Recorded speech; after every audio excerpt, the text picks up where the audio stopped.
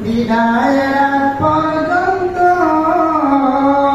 দেখা করায়েন আপনার বন্ধুর সনে, বিদায়ের আগে সাক্ষাৎ করায়েন আপনার বন্ধুর সনে। শুকরিয়া জানাই আল্লাহ আপনার দরবারে, লালকুটিতে আপনার বন্ধুর পাঠশালা খুলেছে।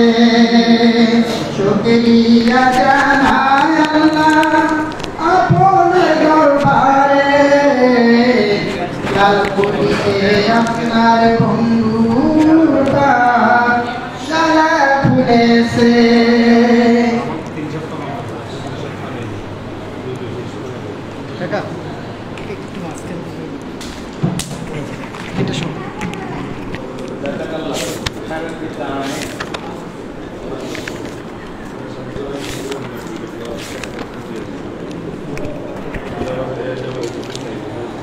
ओ जिसके लिए महफिल कौनैन सजिए, फिर दूसरी जिसके वसीले से बनी है। ओ जिसके लिए महफिल कौनैन सजिए, फिर दूसरी जिसके वसीले से बनी है। ओ हाशिमी मक्की,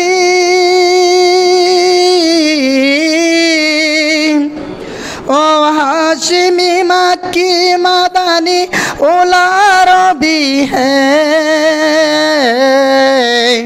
मेरा नबी मेरा नबी मेरा नबी है, हो मेरा नबी है। अहमद है मोहम्मद है वही ख़त्म रसूल है। मखदूम रबी है वही वाली कुल है। अहमद है मोहम्मद है वही ख़त्म रसूल है। मखदूम रबी है वही वाली कुल है। उस पर ही नज़र,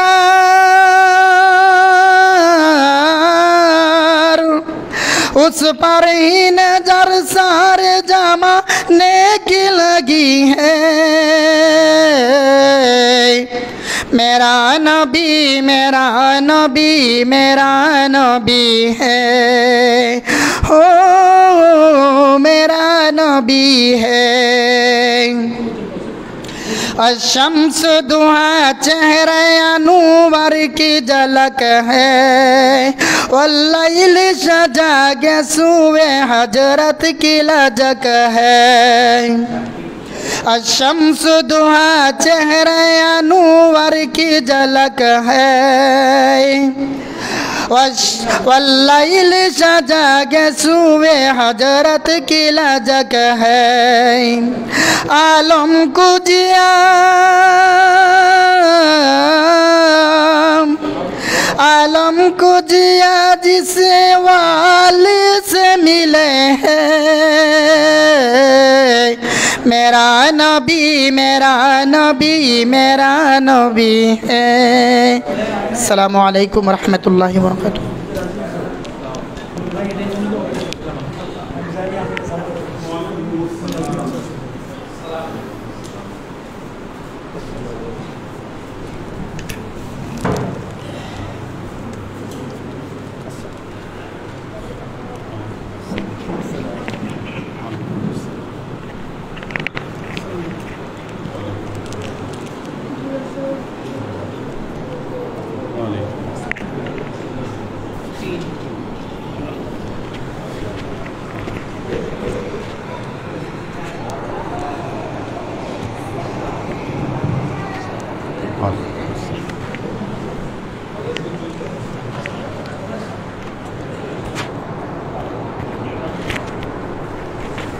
Then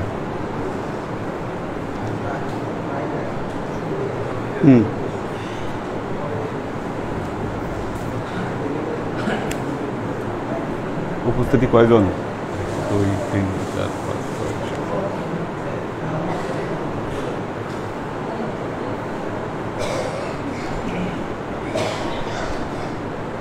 কয়জন? আরো 10 জন লাগবে। কই এটা বাইরে কি করে ক্লাসের দিনে? হ্যাঁ,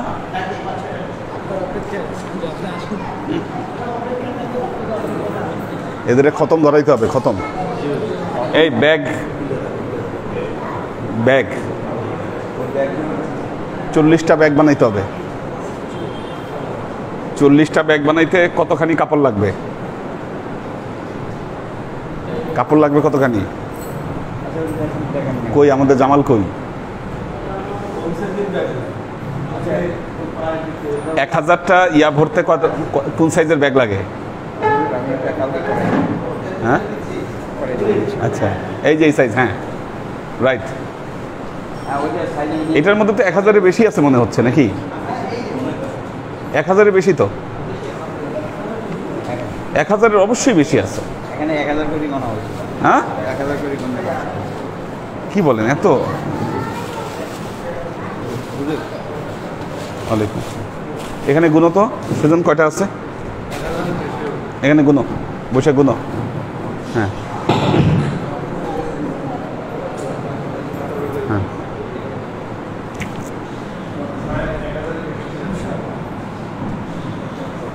আলহাজ সুফি মহিউদ্দিন আহমদ, আলহাজ ডক্টর শওকত ওসমান, আলহাজ নুরুন্নবী মিরপুর, আলহাজ শামসুল হক লাল, আলহাজ আবু জাইদ ওহিদুল হক, আলহাজ খাদিমুল ইসলাম খানু, কবি আশিকুর রহমান, আমিনুল ইসলাম দরবার, মশিউর রহমান, ইব্রাহিম খলিল,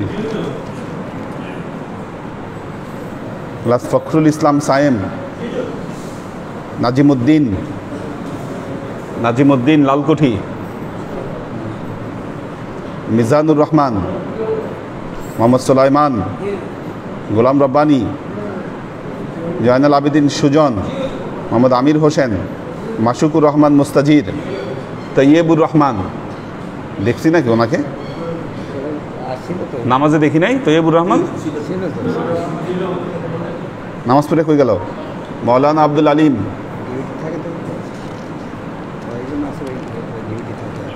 হ্যাঁ, মৌলানা আব্দুল আলিম তো ডিউটি আছে না? মৌলানা আব্দুল্লাহ নাই না? নামাজ কয়েকদিন তাড়াতাড়ি শেষ করলে আর ক্লাস তাড়াতাড়ি শেষ করে দিলে, যেহেতু নামাজ টাইমে আসছে, ক্লাস টাইমে চলে আসবে ইনশাল্লাহ। শাহরিয়ার আলম মাহিম, বেলাল লেবু,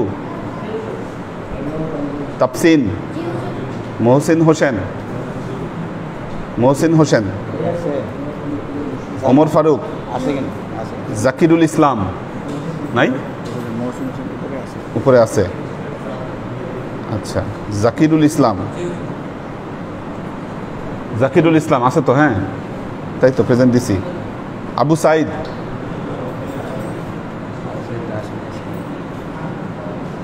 সাইদ, নাই না? মিজানুর রহমান,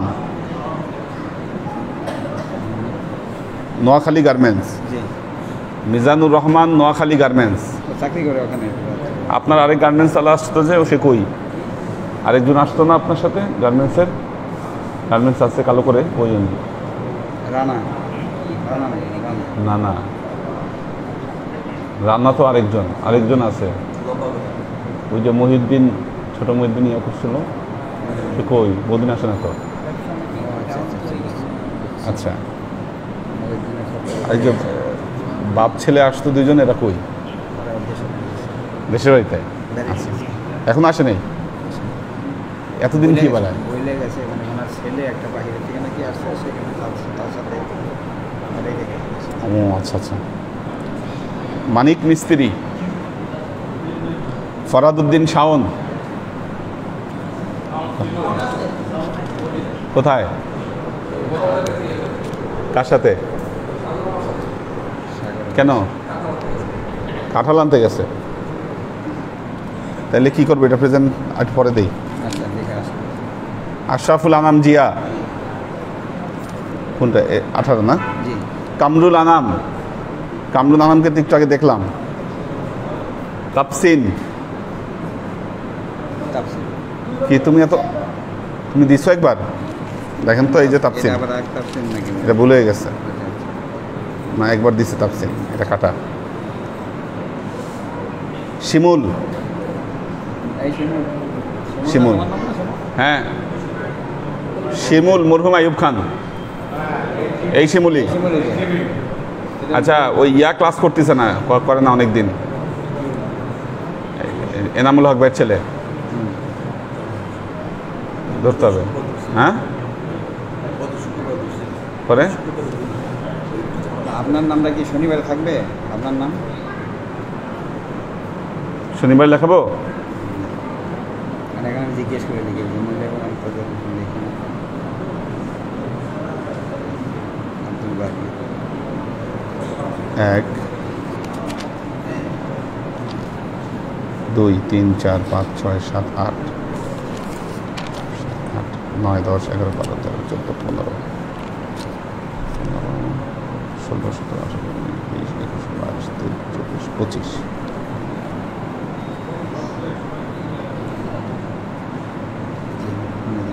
নাম্বার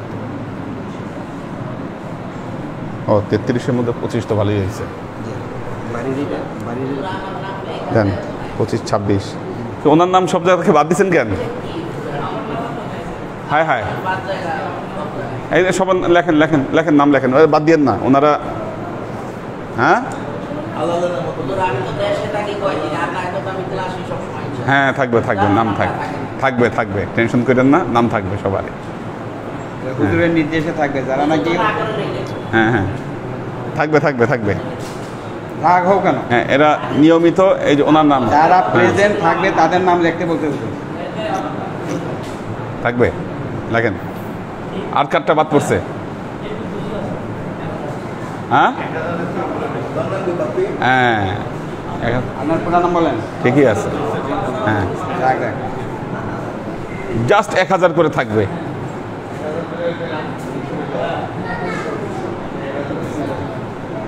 জামাল নাই না?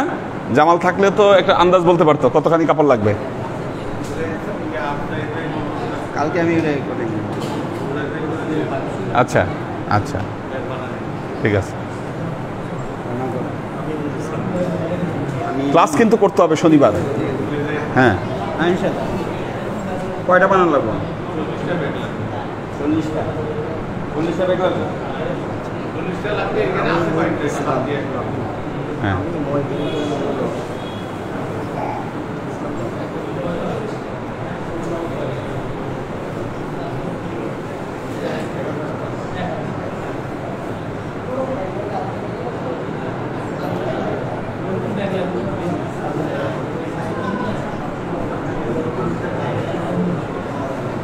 বক্তব্য রাখেন।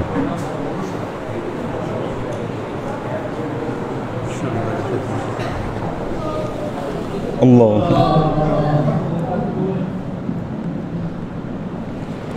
আল্লাহু আকবার।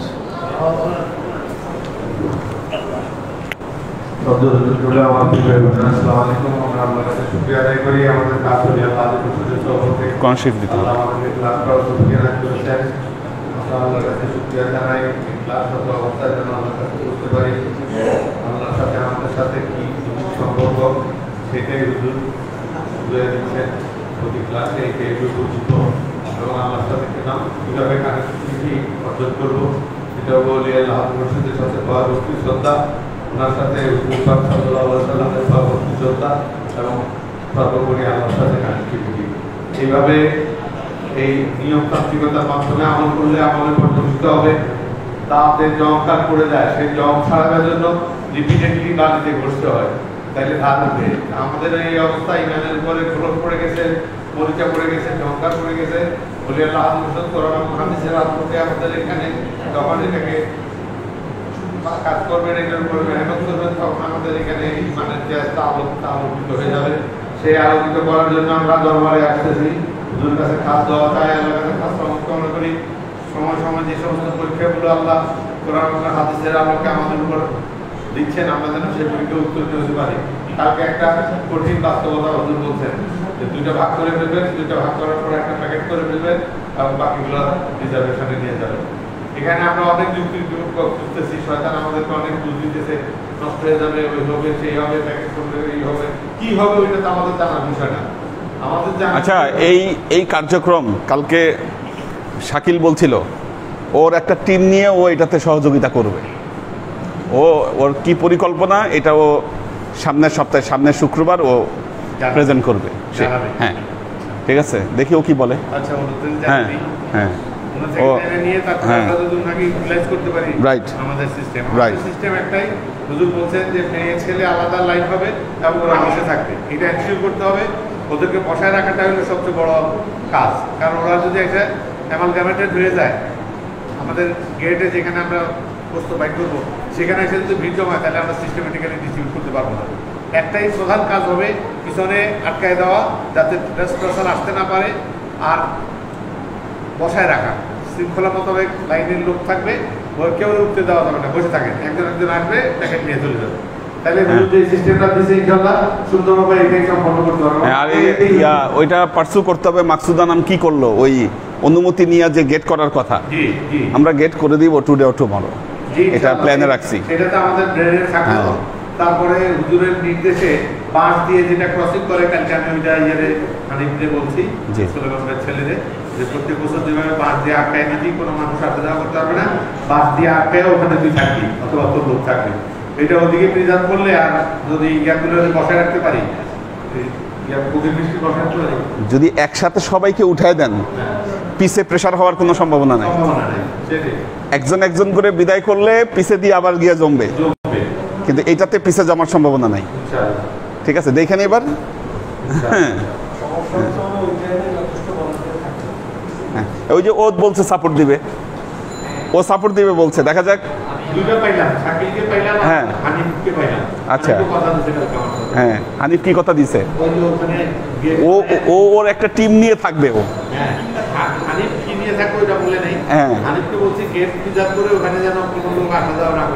আচ্ছা আচ্ছা, ও ওর পুরা টিম নিয়ে আসবে না কি? ও পুরা টিম নিয়ে আসবে, ও এটা ও বলছে। আল্লাহ যেন দয়া করে, আমরা যেন রহমত করে, আমরা যেন হুজুরের হুকুমটাকে নির্দেশ আকারে পালন করতে পারি, হুজুরের কাছে খাস দেওয়া যায়, আল্লাহর কাছে খাস কামনা করি। বলি আল্লাহ আপনাদের খেদমত এবং তারপর কেন্দ্র করতে করে দিতে পারে, এই দরকার দিতেছি। আবু জাহেল ভাইকে দায়িত্ব দিয়ে দিব পরিষ্কার পরিচ্ছন্নের। ওইটা দেন।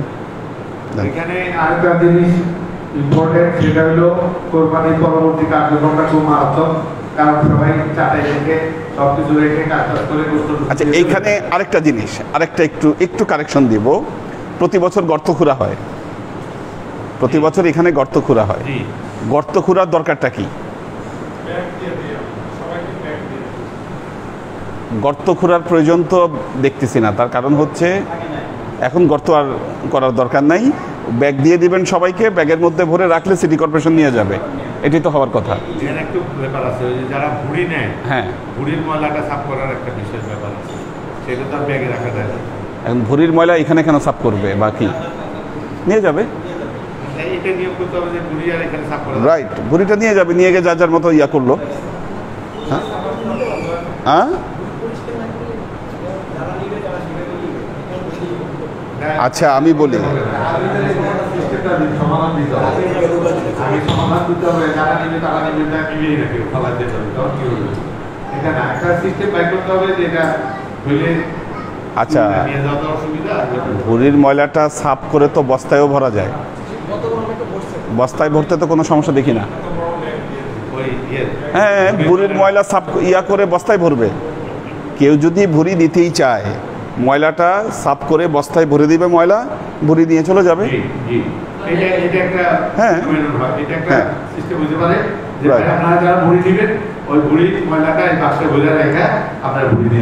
হ্যাঁ, ওই একটা বিকল্প দিলে তাকে সুবিধা। বিকল্প না দিয়ে আমরা ইয়া বন্ধ করে ফেললাম, গর্ত করা বন্ধ করে ফেললাম, তাকে তারা ফালাবে কোথায়? তখন ফালাবে এই রাস্তাঘাটে ফালাই দিয়ে চলে যাবে। মনিটরিং করার কেউ নাই তো। বস্তায় আবর্জনাটা ফেললেন, সাফ করার জন্য পানি দিয়ে সাফ করবেন। ওখানে সব রক্তের মধ্যে করে ঘুরিয়ে ফেলে, ধুয়ে দেওয়া ওখানে ফেলে দেয়। এখন আপনি খালি ওয়েস্টটা নিয়ে নিলেন, ওয়াশ করবে কোথায়? রাস্তার মধ্যে ওয়াশ করবে। ওয়েস্ট তো বুড়ি ছাড়া ওয়েস্ট কি রক্ত রক্ত এগুলা ময়লাগুলো তো এক্সট্রা ময়লা নিয়ে নিলেন, চাপড়ার মধ্যে পেটের মধ্যে তো ময়লাগুলো রয়ে গেছে, ওগুলিকে সাফ করবে না, ধুবে ধুবে এটাই তো বুড়ি সাফ করা। একটা হলো সাফ করা, একটা হলো খালি ওয়েটগুলো ময়লা নিয়ে ছেড়ে দেওয়া। সাফ করে দিবেন। হ্যাঁ, সাফ করতে তো দিতে হবে, ওয়েস্ট করে দিতে তো বুড়ি নিয়ে যাওয়া তো কষ্ট। সেটা ভিন্ন কথা, গত বললাম অল্টারনেটিভটা কি হুজুর যেটা বললো যে বাক্সে ঘুরে বুড়ির ময়লাটা নিয়ে গেল, এটা একটা অল্টারনেটিভ। একটাই বলতে পারেন, ওনারা এখানে সাফ এখানে ঘুরি দিতে পারবেন না, আগে জেনে নেই যারা ভূমিকে চিন্তা করবে তারা চিন্তা করবে। আচ্ছা, হাতের পুজো একটু বলবো, আমাদের এখানে তো গর্ত করার সুযোগ থাকবে না সুযোগ। তখন কি করবো আমরা?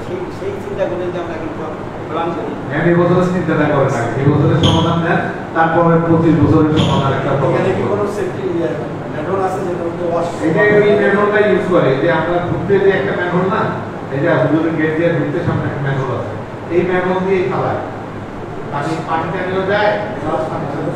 না, এইটা একটা অযৌক্তিক চিন্তা, যেই ম্যানহোল দিয়ে পানি যাবে সেখানে ভুঁড়ি ফালানো মানে তো এটা হাতে ধরে ব্লক করে দেওয়া।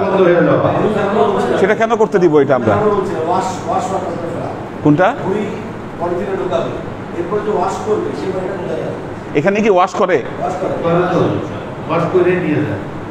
আচ্ছা, একটা ময়লাটা কমানো হবে, একটা ময়লাটা সাফ করে যায়, করার পরে আর মানে আরো বেশি বুড়ির ময়লাটা খাদ্যটা যেটা, হ্যাঁ, সেগুলো আলাদা করে ফেলায়, তারপরে এই বুড়ির সমস্ত ধোয়, ধোয়াটা না করলো ভুঁড়ির ওই ময়লাটা ধোয়াটা প্রহিবিটেড করতে হবে এখানে। বুড়ির ময়লাগুলো সাফ করে একটা পলিথিনে ঢুকে পেল, আর বুড়িটা ওয়াশ করার জন্য বাসায় নিয়ে গেল, এটা পসিবল। তাহলে এখানে যদি ওয়াশ করতে না দেয়, তাহলে আমাদের সমস্যাটাও সমাধান হয়ে যায় অনেক। শুধু ইয়ে করে ময়লাগুলো পলিথিনে ভরে ফেলে দিবে, ওই পলিথিনটা সিটি কর্পোরেশন উঠায় নিয়ে যাবে, ঠিক আছে, আর বাসায় নিয়ে যেখানে পারে সেখানে দিবে, এখানে ধোয়ার কোনো হ্যাঁ সবাই কাছে কাছে ঘুরি যারা নিলে তাদের রাজা সবাই কাছে, দূরবর্তী কেউ তো ঘুরি নেয় না। মনে করো আমরা একবার বললে আমি সব আমরা এটা উন্নতি হতো নাই, যারাই ঘুরে নেবে এটা আপনার নির্দেশ হওয়া উচিত। এখানে কোনো সাপ বা ড্রাই গ্রুপ রাস্তা এটা হলে আর পলিথিন, শুধু পলিথিন দিয়ে তো তাহলে হবে না, বস্তা দিতে হবে, বড় বস্তা। হ্যাঁ,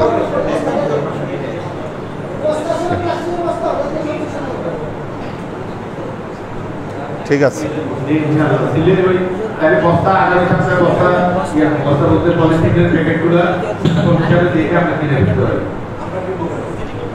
সিটি কর্পোরেশন তো গরু আছে, আমরা বলতে যার গরু সে, আমরা বলতে হলো যার গরু তার ভুঁড়ির ব্যবস্থা সে করছে, আপনার ফান্ড থেকে দিয়ে দেবো। না না কোনো ফান্ড নেই, কোনো ফান্ড বলে কিছু নাই এখানে। ফান্ড হচ্ছে একটাই, এখানে আমাদের ক্লিয়ার হওয়া উচিত, ফান্ড কিছু নাই। একটাই কাজ হচ্ছে আমরা কালেক্ট করতেছি, রুহানি হালতে একটা কোরবানি করার জন্য আমরা কালেক্ট করতেছি। যেই কোরবানিটা হুজুরের নামে আমরা দেবো এই কারণে যে ওখানে আমার নফ যেন না যেতে পারে, ওখানে আমার নফ যাওয়ার কোনো স্কোপ নেই, কারণ ওই বস্তু আর পাওয়ার নাই, ওই বস্তু আমার হক নাই। কিন্তু আমার গরু জবাই করলে আমার একটা অটোমেটিক স্পন্টেনিয়াস হক আসে যায় যে এই বস্তু নিবো আমি, ওখানে একটা স্বার্থ ব্যাপার থেকে যায়। কিন্তু দরবারে যে গরুটা আমরা দেবো ইনশাল্লাহ ওইটা ফিসাবি না, ওইটার কোনো বস্তু আমরা নেবো না, খাবো না, কিছু করবো না। হুজুর আল্লাহ রাস্তায় রান্না বান্না করে যে একটু খাওয়া দেয় সেটা আমরা খেয়ে যাবো ওই দিন ইনশাল্লাহ, আল্লাহ বাঁচায় রাখে। তো সেটাকে খেয়াল রাখতে হবে, এবং সেটার জন্য সেইটার সমস্ত ব্যবস্থা করার জন্য আমরা কিন্তু কন্ট্রিবিউশনটা করতেছি। এই কন্ট্রিবিউশনের উদ্দেশ্য একটা, কোনো ফান্ড ক্রিয়েট না, ওই কন্ট্রিবিউশন থেকে যা উঠবে সব খরচ হবে। যদি কিছু থেকে থাকে তাহলে আল্লাহর কাছে হুজুরের হাতে আল্লাহর কাছে দিয়ে দেওয়া যায় দেবো আমরা বুদ্ধুর জন্য। এটাই হলো এটার ব্যবস্থাপনা। সুতরাং এখানে কোনো ফান্ড তৈরি হচ্ছে না কোরবানির জন্য, যার যার গরুর জন্য তার তার এক্সপেন্ডিচার শেষে নিজেই করতে হবে। এখানে একটা এক্সপেন্ডিচার হবে, সেটা হলো হুজুরের কোরবানির খরচ, আর একটা হলো ময়লা বিশ্লেষণের জন্য। এই দুইটা যা আমাদের আমাদের করে উনি ওইটা ব্যবস্থাপনা করে পার গরুতে নিয়ে নিবে, ওইভাবে একক কত গ্রুপ কত সেই হিসাবে, হ্যাঁ সেই হিসাবে করে নিয়ে নিবে ইনশাআল্লাহ।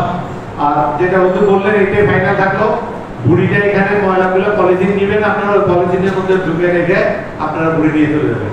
ধোয়া পাকলা এখানে কোনো কিছু চলবে না, আর দোয়া পাতলা সম্ভব না, কারণ যেখানে রান্না বান্না চলতেছে সেখানে এখানে ঘুরি সাফ করার এই ব্যবস্থাপনা করা ঠিক না। তা আপনার আল্লাহ কাছে মতে হুজুরের হুকুমটা মানাই সবচেয়ে বড় পরীক্ষা। এখানে আমাদের এই কোরবানির পরীক্ষা একটাই, সেটা হলো হুজুরের নৈকট্য লাভ করা। কোরবানি থেকে কোরবানি আমরা করবো কার কাছে? হুজুরের কাছে। কিভাবে? হুজুরের হুকুম মানার মাধ্যমে। হুজুর যেটা বললেন ওইটা কোনো প্রশ্ন না, বিনা বাক্য ব্যয়। আপনার নাম ছিল বেকু, কোনো প্রদত্ত ছিল না। হুজুর যা বললেন সেটা উনি একটাকে ম্যাগনেটিতে ইমপ্লিমেন্ট করতেন, এই জন্য ওনাকে বেকুর টাইটেল দিয়েছে হুজুর। আমরা যেন সেই বেকুদের ছেলে পেলে আত্মীয় স্বজন আমরা যেন সেভাবে অর্জন করতে পারি। অর্জন করার একটাই উদ্দেশ্য লক্ষ্য, সেটা হলো হুজুর কাছে খাস দোয়া চাই, আল্লাহর কাছে খাস সমর্থন করি, 1 নম্বর যেন হইতে পারি এই হুকুম মানার ক্ষেত্রে। হুজুর কাছে খাস দোয়া চাই, আল্লাহর কাছে খাস সমর্থন করি, বলি আল্লাহ আপনার সাথে খেদমত করতে মুসলমান হিসেবে পরিণত করি। এই দোয়া চাই। আসসালামু আলাইকুম।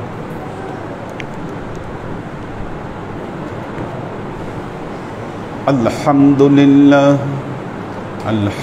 لله نحمده ونستعينه ونستغفره ونؤمن به ونتوكل عليه ونعوذ بالله من شرور أنفسنا ومن سيئات أعمالنا، من يهد الله فهو المهتدي ومن يضلل فلن تجد له وليا مرشدا.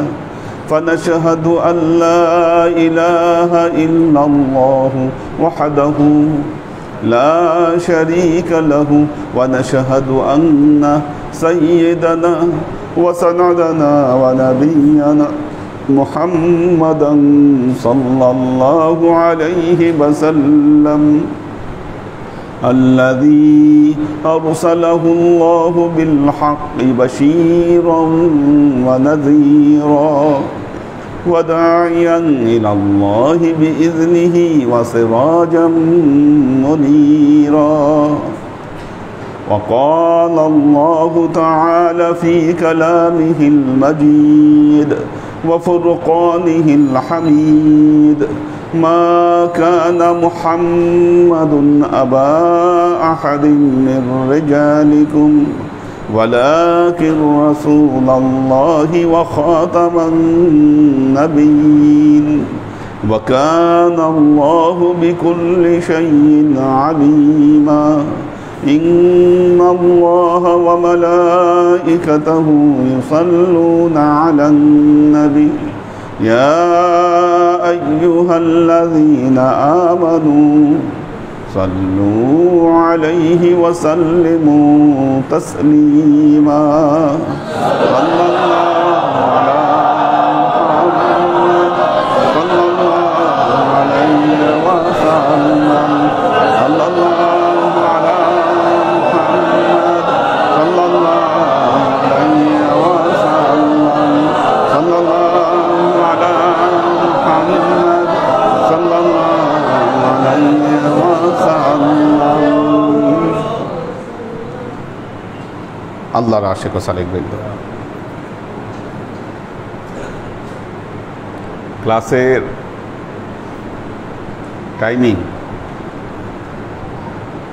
টাইমিংয়ের প্রতি যত্নশীল হতে হবে।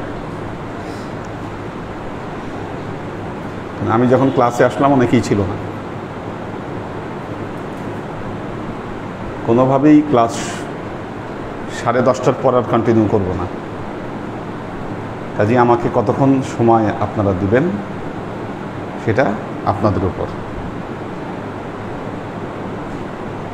দূরবর্তীদের অনেক কষ্ট হয়। আমরা ঢাকা শহরে জ্যামের কথা সবাই জানি। এতে সিনসিয়ার হওয়া দরকার যারা নিকটবর্তী তাদের।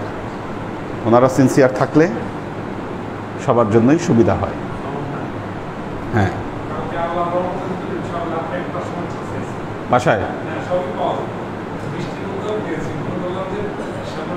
কালকে তো তাড়াতাড়ি ছাড়ছি, দেরি হলো কেন? বৃষ্টি ছিল এই জন্য।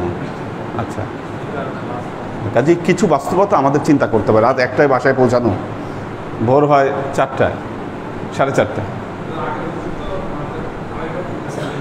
আচ্ছা, হ্যাঁ 4টা থেকে আজান শুরু হয়। হ্যাঁ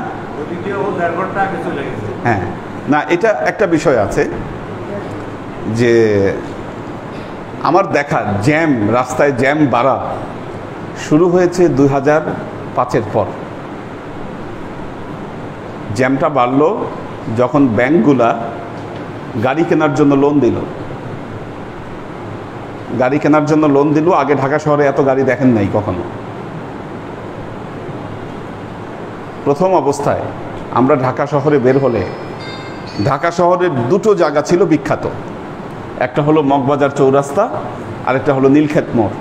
এই দুইটা জায়গায় জাম থাকবেই, বা পুরান ঢাকায় গেলে সদরঘাটের ওইদিকে ওটাও জামের এরিয়া। এছাড়া ঢাকা শহরের এক জায়গা থেকে আরেক জায়গায় যেতে হলে আমরা চিন্তা করতাম যে লাল লাইট বেশি পাবো না সবুজ লাইট বেশি পাবো, এইটা আমরা চিন্তা করতাম। কি লাল লাইট বেশি পাইলে বিরক্ত হইতাম যে আজকে ভাগ্যটা খারাপ, কারণ এক সিগন্যালে লাল লাইট পাইলে পরবর্তী সিগন্যালে লাল লাইটই আসতো, আর একটা সিগন্যাল সবুজ লাইট গেলে পরবর্তীটা সবুজ যেত।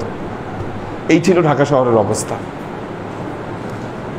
কিন্তু ব্যাংক যখন লোন দিল তখন মানুষ দেখলো লোন নিয়ে গাড়ি কেনা যায়, এটা একটা সুবিধা। বাংলাদেশ রোড ট্রান্সপোর্ট অথরিটি প্রতিদিন প্রায় 2500 গাড়ির ফিটনেস দেয়, কিন্তু 2500 গাড়ি চলার মতো প্রতিদিন যদি 2500 গাড়ি হয় তাহলে হিসাব করেন কত গাড়ি হয়। দিনকে দিন যে গাড়ির সংখ্যা বাড়ছে, এটা চালানোর মতো রাস্তা আমাদের আছে কিনা? নাই তো রাস্তা, যার ফলশ্রুতিতে এখন এই পরিস্থিতি দাঁড়িয়েছে। মিরপুর থেকে বিশ্ববিদ্যালয়ে যেতে কখনো 2 ঘন্টাও লাগে, এরকমও রেকর্ড আছে। 1 ঘন্টা 1.5 ঘন্টা, এটা তো কমন ব্যাপার, কমন ব্যাপার। এগুলো এই অবস্থা তো ছিল না একসময়, সেটা আমাদেরকে চিন্তা করতে হবে। তারপরে বাংলাদেশ নিম্ন আয়ের দেশ থেকে মধ্যম আয়ের দেশ হচ্ছে না, স্বল্প আয়ের দেশ, তারপর মধ্যম আয়ের দেশ হবে, সামনে মধ্যম আয়ের দেশ হবে, সবাই খুশি, মধ্যম আয়ের দেশ হবে। মাথা পিছু আয় কত সবার? হ্যাঁ, কত ডলার? কত ডলার? $2700 মাথা পিছু আয়, $2700। কিন্তু $2700 সবাই চোখেই দেখে না। কে? হ্যাঁ হ্যাঁ, $2700 আপনি প্রায় 2.5 লক্ষ টাকার মতো আয়, মাথা পিছু আয় 2.5 লক্ষ টাকা। কই সেই টাকা? ঠিক আছে, নাই টাকা, 2.5 লক্ষ টাকা নাই মানুষের। কিন্তু দেশ তো মধ্যম আয়ের দেশ হচ্ছে। যখন মধ্যম আয়ের দেশ হবে ঘটনাটা কি দাঁড়াবে? আপনার লিভিং কস্ট আরো বাড়বে। যখনই মধ্যম আয়ের দেশ হবে আপনার লিভিং কস্ট লাফায় বেড়ে যাবে। ব্যবসায়ী যারা বিভিন্ন দেশে, এই যে বাংলাদেশ গরিব দেশ, এই সুযোগে যারা বিভিন্ন দেশে পণ্য হিসাবে কোটা দিয়ে যাচ্ছে, তখন সেগুলো বন্ধ হয়ে যাবে, যাবে না। বাংলাদেশে এনজিওগুলাকে বিদেশ থেকে কোটি কোটি লক্ষ লক্ষ ডলার দেয়, তখন এগুলো বন্ধ হয়ে যাবে, কেউ দিবে না, সাহায্য দিবে না। মধ্যম আয়ের দেশ তো, সাহায্য দিবে কেন? সাহায্য বন্ধ হবে। মানুষ তার জীবন চালাতে হিমশিম খাবে, আর যখনই হিমশিম খাবে দুনিয়াবি কাজে তাদের নজর আরো বেড়ে যাবে। কি আরো বাড়বে? তখন ধর্মের কারণ, ধর্মের মর্ম বুঝবে না মানুষ। এই জন্য কঠিন সময় অপেক্ষা করছে, কঠিন সময় অপেক্ষা করছে আমাদের জন্য।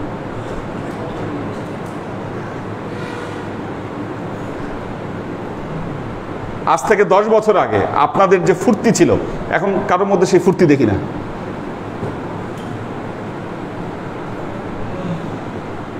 ক্লাস করা, ক্লাসে আসা, এটা নিয়ে যে একটা আনন্দ, একটা ফুর্তি, একটা রমরমা ভাব, এই ফুর্তি নাই। কোশ্চেন হলো ওয়াই, কেন? প্রবলেমটা কোথায়? প্রবলেমটা হলো দুনিয়াবি ব্যস্ততা। দুনিয়া আপনাদেরকে গ্রাস করে ফেলেছে, এই জন্য আল্লাহর কাজে আপনারা মজা পাচ্ছেন না। দাওয়াতি কাজ কয়জন করেন বলেন? কি বুকে হাত দিয়ে বলেন, কয়জনকে আপনি দাওয়াত দিয়েছেন আল্লাহর দিনের পথে? কি আগে কিন্তু প্রায় আপনারা দাওয়াতি কাজকর্ম করতেন, বন্ধু বান্ধব আনতেন, কি এখন মজা পান না এটাই? সামাজিক যোগাযোগ মাধ্যমের বিপ্লবে ডিজিটাল দুনিয়া এসে দেখেন, এটার পিছনে শুধু এটা দায়ী না, ডিজিটাল দুনিয়া এসে মানুষে মানুষে কন্ট্রাক্ট বন্ধ হয়ে গেছে।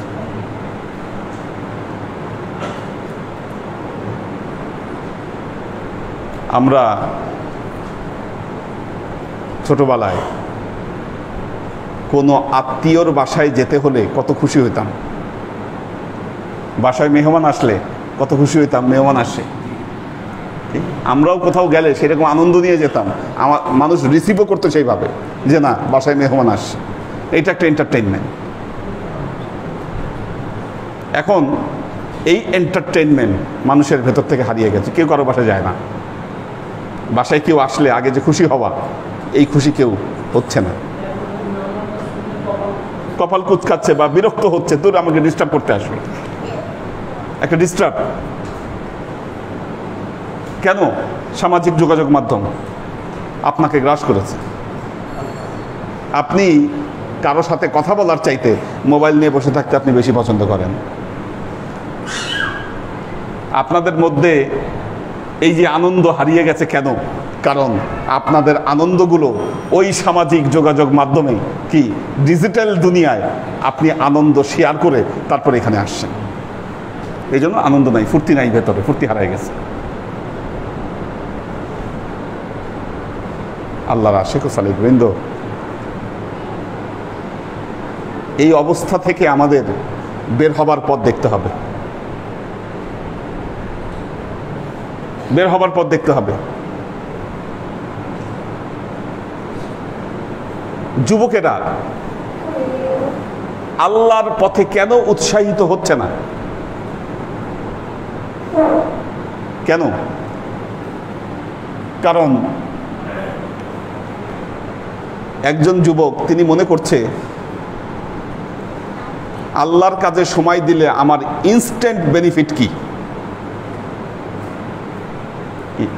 সে সেটার কোনো ইনস্ট্যান্ট বেনিফিট খুঁজে পাচ্ছে না।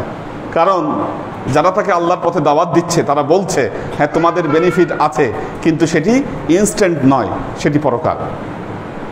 পরকালের বেনিফিটের চাইতে সে ইনস্ট্যান্ট বেনিফিট নিতে সে অধিক পছন্দ করে।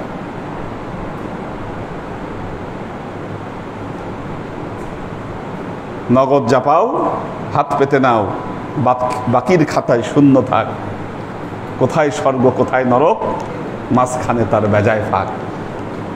ওমর খৈয়াম বলেছে, কাসমি গুইয়াত বেহেশত বহুর খুশাস, মানমি গুইয়াম অবে আঙ্গুর বেহতারাস। বলতেছে কাসমি গুইয়াত, মানুষ বলে বেহেশত বহুর খুশাস, বেহেশতে অনেক হুরপুরি আছে, এরকম মজাদার। খৈয়াম বলতেছে মানমি গুইয়াম অবে আঙ্গুর বেহতারাস, আমি বলি এই আঙ্গুরের শরাব এটাই আমার কাছে বেটার। ইন নাগদরা বেগির, আরে বেটা নগদ যেটা আছে সেটা নেই। দাস আজ অন্নাসে বেদার, কোন ওই বাকির কথা, ওইটা থেকে দরকার নাই আমার বাকির। আওয়াজে ঢোল শানিদান আজ তোর খুশাস, বলতেছে ঢোলের আওয়াজ দূর থেকে শুনতে ভালো লাগে, কাছে গেলে আর ভালো লাগে না। এই জন্য বলতেছে এই যে পরকালের কথা, এগুলো অনেক দূরের ব্যাপার।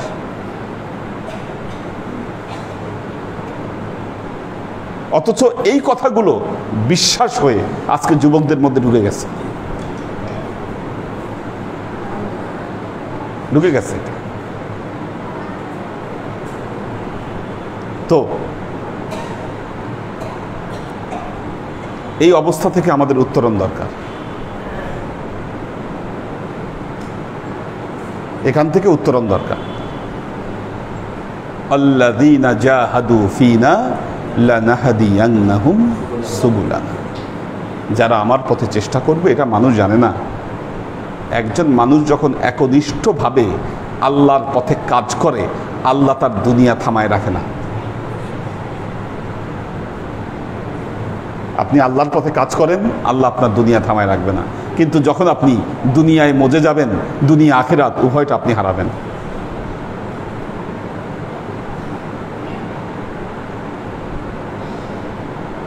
পারস্পরিক খোঁজ খবর নাই কারো কার সাথে কারো। কি পীর ভাইদের সম্পর্ক,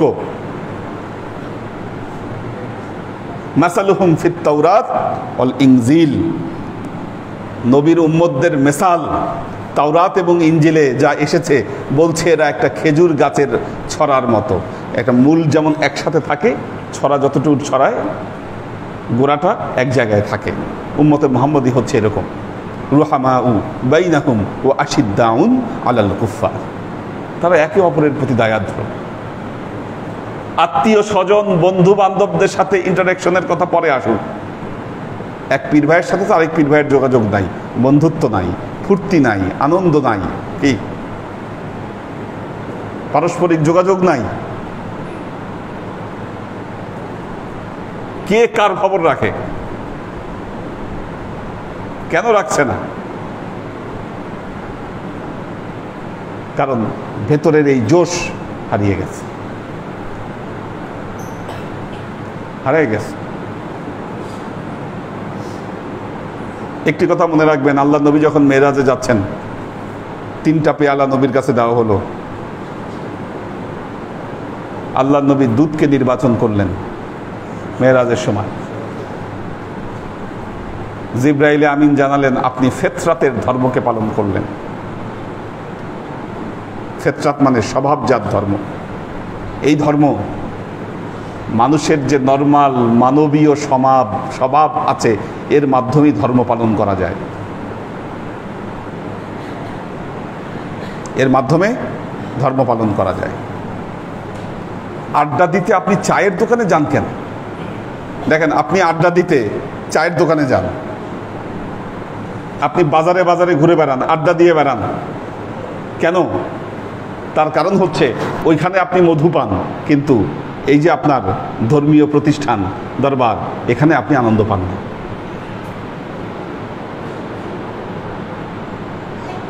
পান না আনন্দ আপনি।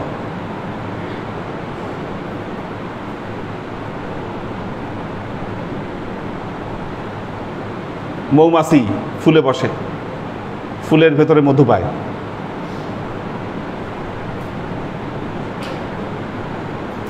ফুলের ভেতরে মধু পায়।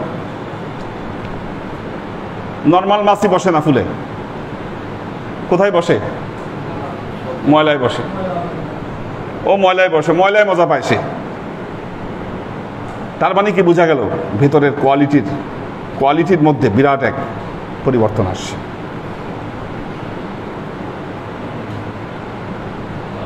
আল্লাহর আশিক ও সালিক বৃন্দ, এটাকে ঘুরায় আনতে হবে, ফিরে আনতে হবে এটাকে।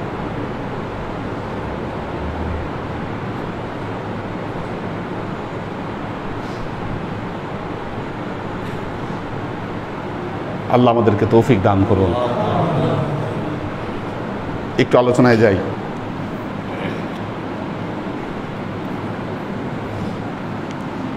أعوذ بالله من الشيطان الرجيم بسم الله الرحمن الرحيم ربي هب لي من الصالحين فبشرناه بغلام حليم। হযরত ইব্রাহিম আলাইহিস সালাম আল্লাহর কাছে দোয়া করছেন, রব্বি, হে আমার প্রভু, হাবলি, আমাকে দান করুন, মিনাস সালিহিন, একটা নেক সন্তান আপনি আমাকে দান করুন।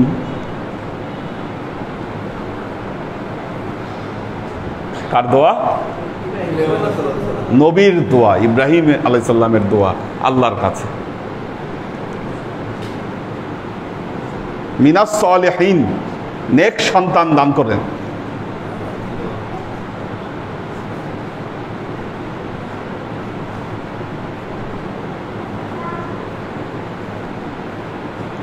ফাবাশশারনাহু বিগুলামিন হালিম। দোয়ার মধ্যেও বিশেষণ, দাওয়ার মধ্যেও বিশেষণ। দোয়া এবং দাওয়া দুটার মধ্যেই বিশেষণ। সন্তান চেয়েছেন, কি সন্তান চেয়েছেন? সলেহীন সন্তান চেয়েছেন।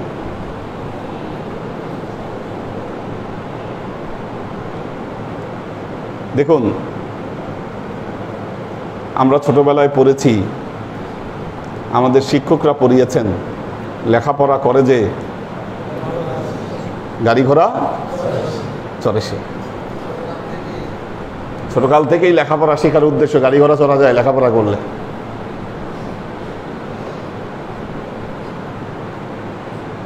বাচ্চাদের চাইতে যখন ছেলেপেলেদের পরীক্ষা আসে, আমার মনে হয় বাচ্চাদের পরীক্ষার চাইতে, মানে বাচ্চারা যে টেনশন এবং পরীক্ষার যে লোড তাদের উপরে নেয়, বাচ্চাদের মারা তার দ্বিগুণ নেয় বর্তমানে। হ্যাঁ, পরীক্ষা বাচ্চারা দেয় না, তার মারা দেয়, আল্লাহই জানে। প্রতিযোগিতা, এত লোড আমাদের বাচ্চাদের উপর পড়াশোনার। আমি জানি না শিক্ষা ব্যবস্থা কোথায় যাচ্ছে বা কেন তাদের এই অবস্থা, কি এর পরিণাম, এটা আমি কোনো ফলাফল বুঝে পাই না। কেন এত লোড দিতে হবে?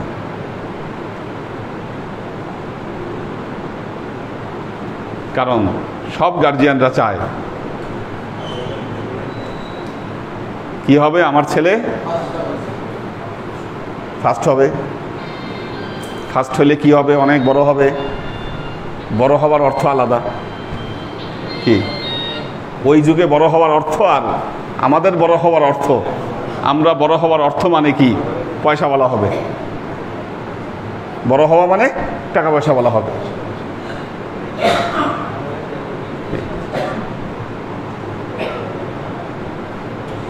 নৈতিকতা শিক্ষা আমাদের থেকে আমাদের সন্তানরা পাচ্ছেন, পাচ্ছে না। কারণ আমাদের মনের ওই নৈতিক জায়গাটা আমরা নিজেরা তৈরি করতে পারিনি। কি চাই আসলে, আমি কি চাচ্ছি?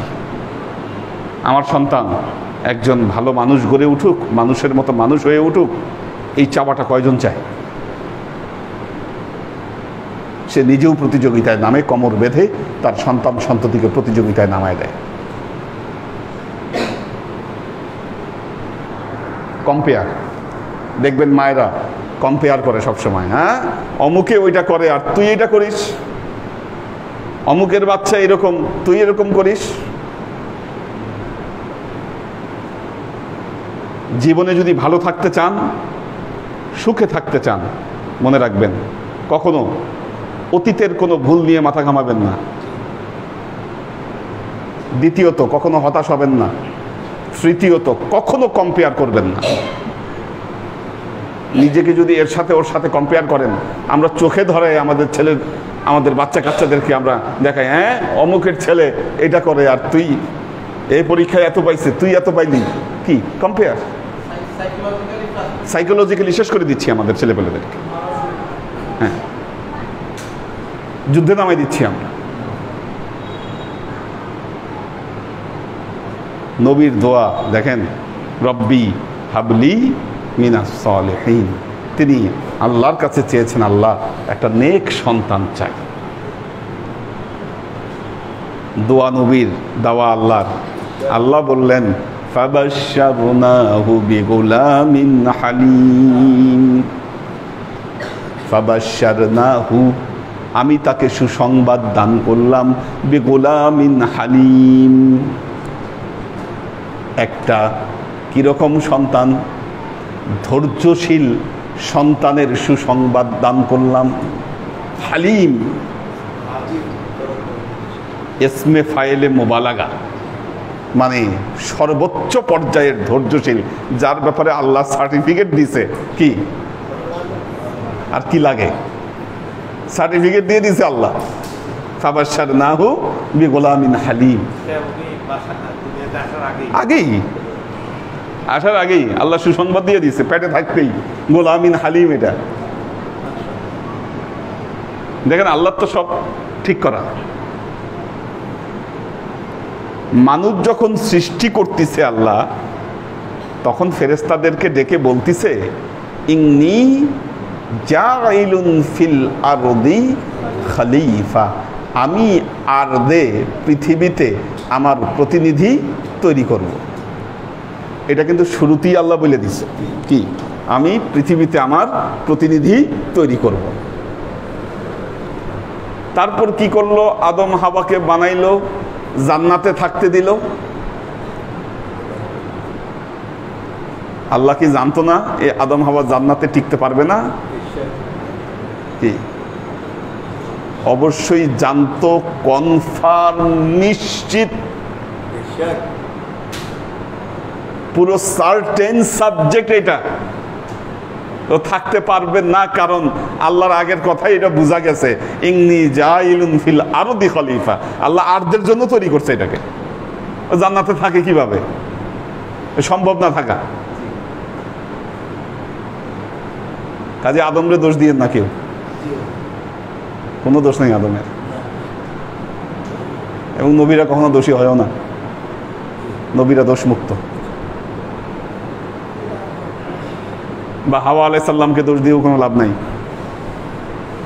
অনেকে বউয়ের সাথে ঝগড়া লাগলেই হাওয়া আলাইহিস সালামের প্রসঙ্গ টানে, দোষ দিয়ে লাভ নাই। আল্লাহ আগেই সিস্টেম করে রাখছে। আল্লাহ জানে যে আমি কি দিচ্ছি সন্তান। ফাবাশশারনাহু বিগুলামিন হালিম। হ্যাঁ, আর এই যে গোলামিন হালিম, সে যে হালিম, তার এই যে পরীক্ষা, আল্লাহ প্রতিটা পদে পদে একেবারে কোরবানি পর্যন্ত নিয়ে গিয়ে এটাকে ঠেকাইছে। আরবে নির্বাসিত করা, এই কঠিন জায়গায় গড়ে তোলা থেকে নিয়ে শুরু করে কোরবানি পর্যন্ত আল্লাহ এই পরীক্ষা নিয়েছে।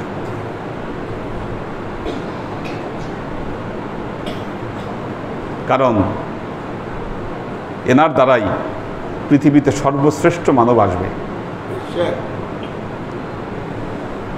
সোনা না পুরাইলে যেমন খাঁটি হয় না, কি সোনা না পুরাইলে যেমন খাঁটি হয় না, একটা এটা মানুষকে না পুরাইলেও খাঁটি হয় না। ওদিন দেখলাম একজন বক্তব্য দিচ্ছে, সে বলতেছে আমার বাবা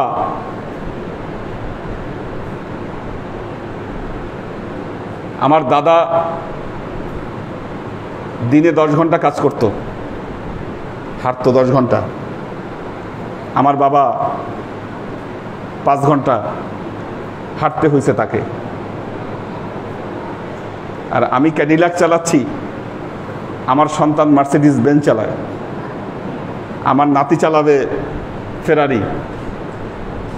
তারপর যে আছে সে আবারও হাঁটবে সে।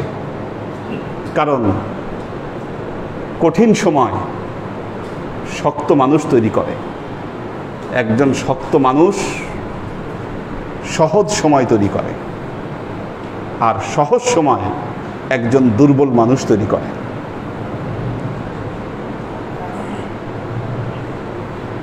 কারণ যারা একটা বড় জিনিস গড়ে তোলে তাদেরকে কষ্ট করেই গড়ে তুলতে হয়।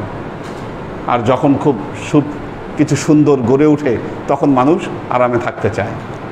ওই আরাম মানুষকে দুর্বল করে দেয়, আরাম মানুষকে দুর্বল করে দেয়। আর যখন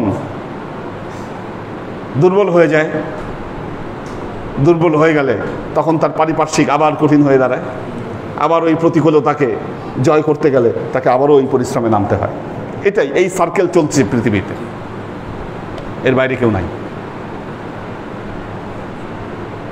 উত্থান পতন থাকবে।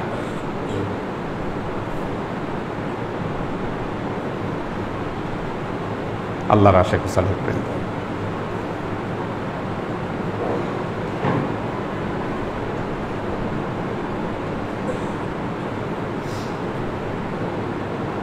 আমার আব্বাই যে কষ্ট করে গেছে আপনারা জানেন। এখন আমরা ইজিয়ার টাইম দেখছি, সামনে আরও আসবে ইজিয়ার টাইম, আরও ইজিয়ার টাইম আসবে, প্রবৃদ্ধি সৌর্যবীর্য অনেক বাড়বে, তখন মানবীয় গুণ হ্রাস পাবে, এটাই নিয়ম। আবার সেটাকে জয় করতে হবে, এই সার্কেল চলবে। তা আল্লাহ দেখেন খাঁটি মানুষ গড়ার জন্য ইসমাইলকে কোথায় পাঠিয়ে দিলেন, যেখানে কোনো মানুষের সারভাইভ করা সম্ভব না। ওই জায়গা থেকে গড়ে উঠেছে তারা, খাঁটির চাইতে খাঁটি মানুষ ছিল তারা, যে খাঁটিতে বিন্দু পরিমাণ কোনো খাত নাই, নিখাত। নিখাত গড়ে তোলার জন্য গোলাম বিন হালিমকে পাঠিয়ে দিলেন আরবের মরুপ্রান্তরে। আর এইদিকে আবার ইসহাক তার আরেক সন্তান, উনি প্রাসাদে বড় হচ্ছে। কারণ খেয়াল করে দেখেন, হযরত ইসাকের যে বংশধর, ইসাক থেকে নিয়ে শুরু করে ইয়াকুব থেকে নিয়ে পরবর্তীতে ইউসুফ আলাইহিস সালাম থেকেই তো বাদশাহ। আর এই বংশে হযরত দাউদ আলাইহিস সালাম, উনিও বাদশাহ, এম্পায়ার। সুলাইমান আলাইহিস সালাম তো পৃথিবীর সর্বশ্রেষ্ঠ এম্পায়ার। তারপর কি হয়েছে? দুর্বল হয়ে গেছে। আর এনারা স্ট্রাগল করতে করতে মোহাম্মদ মুস্তাফা সাল্লাল্লাহু আলাইহি ওয়াসাল্লাম যে রাজত্ব গড়ে দিয়ে গেছে, কি কিয়ামত পর্যন্ত এটার দাওয়াম থাকবে।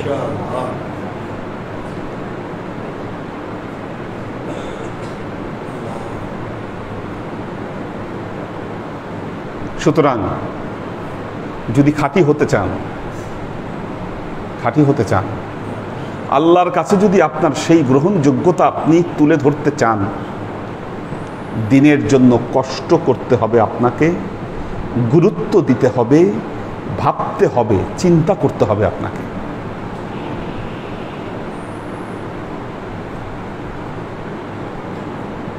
চিন্তা করতে হবে। যেভাবে চলছে এভাবে চললে হবে না। আল্লাহ আমাদেরকে মাফ করবে।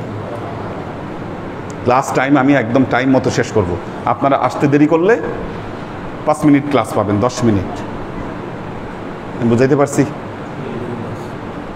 বারাকাল্লাহু লানা ওয়া লাকুম ফিল কুরআনিল আযীম ওয়া নাফা'ানা ওয়া ইয়্যাকুম লা আয়াতি ওয়া যিকরিল হাকীম ইন্নাহু তাআলা জাওয়াদুন কারীমুম মালিকুন রাউফুর রহিম। হেদায়েতের বক্তব্য দীর্ঘ হওয়া লাগে না। আল্লাহর নবীর জীবনের দীর্ঘতম ভাষণের মধ্যে, ভাষণ হচ্ছে বিদায় হজের ভাষণ। কয় মিনিট হিসাব করেন, বলতে কয় মিনিট সময় লাগে? নবীর সুন্নাতগুলো দেখছেন, কয় মিনিটের বক্তব্য? 10 থেকে 15 মিনিট বক্তব্য। পৃথিবী কাঁপায় দিয়েছে বক্তব্য। আল্লাহ নবীর বক্তব্যগুলো এরকম ছিল। আল্লাহ আমাদেরকে তৌফিক দান করুন।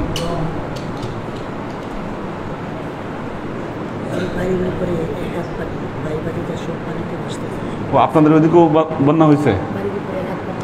আল্লাহ মাফ করো। খুবই খারাপ অবস্থা, ভয়াবহ অবস্থা, খুবই খারাপ অবস্থা বন্যার। হ্যাঁ, ইয়ার সিলেটে আল্লাহ হেফাজত করুক। লক্ষণ ভালো না।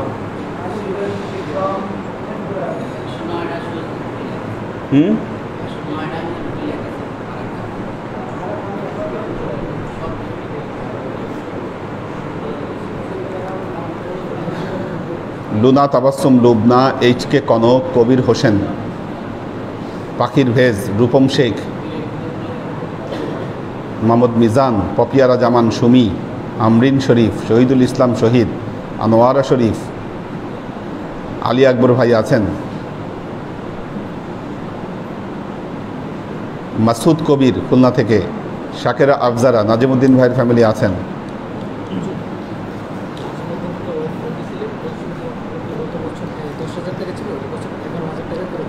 ঠিক আছে, 11,000 লিখতে বলছেন। আখতার সুরাইয়া, সুমাইয়া নহিন দিশা, নুসরাত রুনা, শোয়েব খান,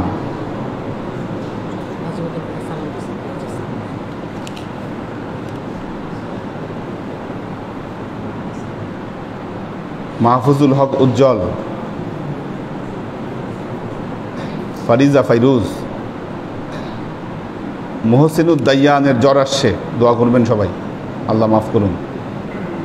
আব্দুল হাফিজ, মোহাম্মদ ফরিদ, আশিকুর রহমান মুস্তাজির, নাসির হাওলাদার, শাফায়েতুল্লাহ রঞ্জন, মনি বেগম, এইচ.এম. মিল্টন, আমাদের আখতারুজ্জামান ভাই আছেন, মাহফুজুল হক উজ্জ্বল, মোবাইদুর রহমান, আশরাফুল আনাম নাইম, হাসিব ভাই আছেন, রাজিয়া সুলতানা ফ্লোরা, দেলওয়ার হোসেন,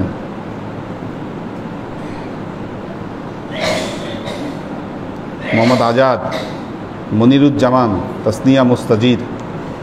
আল্লাহ সবাইকে ভালো রাখুন, সুস্থ রাখুন। আল্লাহুম্মা আমিন।